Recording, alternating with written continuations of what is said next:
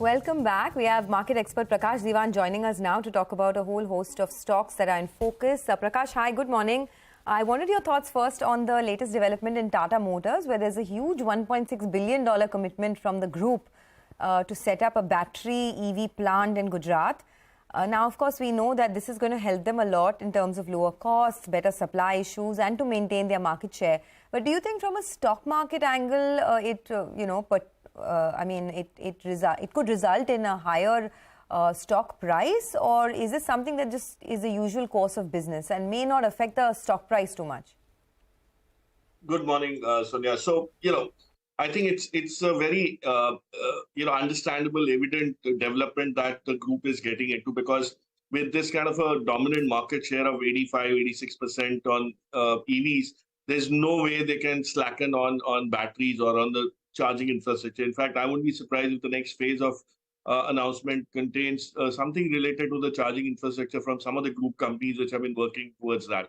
The advantage that Tata as a group have, Sonia, is that they have various businesses that can contribute to building the ecosystem, the EV ecosystem in their favor. Unlike, let's say, a Maruti or M&M, which are more standalone auto OEMs.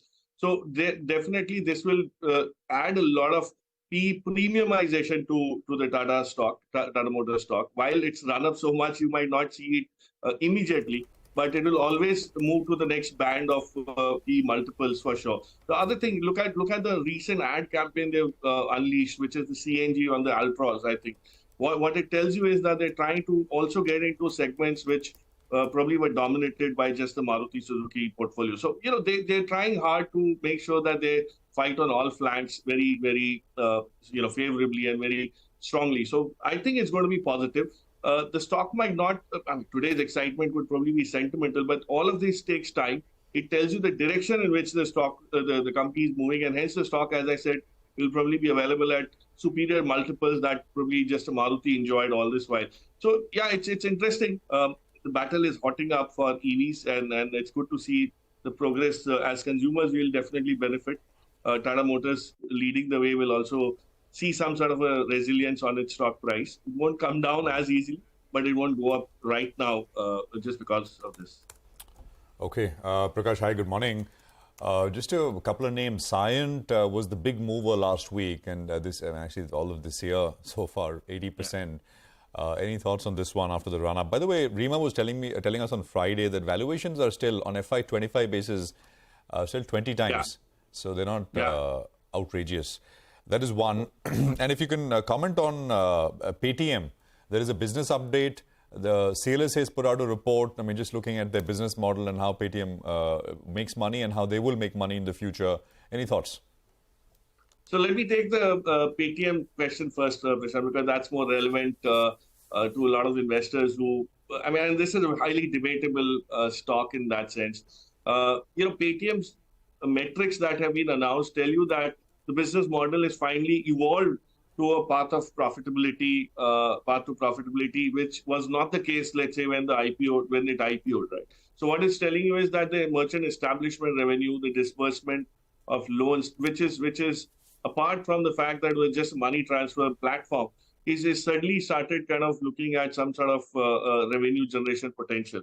Now, whether you get excited at this particular quarter or this particular update is a very personal thing, but I would wait for it to be a slightly more deep-seated trend, before you start putting those kind of valuations out. But it's interesting that the company has evolved itself so rapidly, given feedback from the market, from analysts, and the kind of disappointment that they have responded to.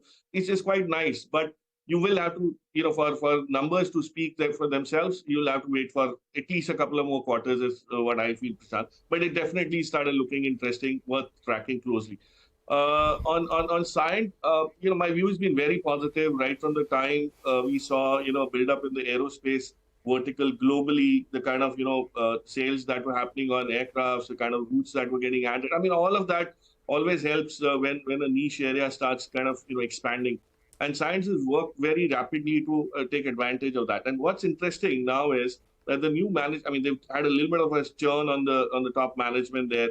They've elevated one of the CXO level, resources to head the company, which is continuity. It's assured. And the visibility of earnings which came through from the con call in terms of what all they've done and the kind of new clients that they're adding is very interesting. So I think, yes, as you said, the valuations are not very stretched at all compared to some of the more niche mid-cap IT names which have enjoyed, like, the likes of KPIT, Tata, LXC and all. I mean, I'm not saying they're on the same boat, but we've seen how premium valuations can drive things. So here is a company which has very robust visibility, decent margins, and the margins would improve. Operating leverage is coming and still available at a low. So I would believe it still has more legs to go, though we've seen a very sharp run up in the last 12 months.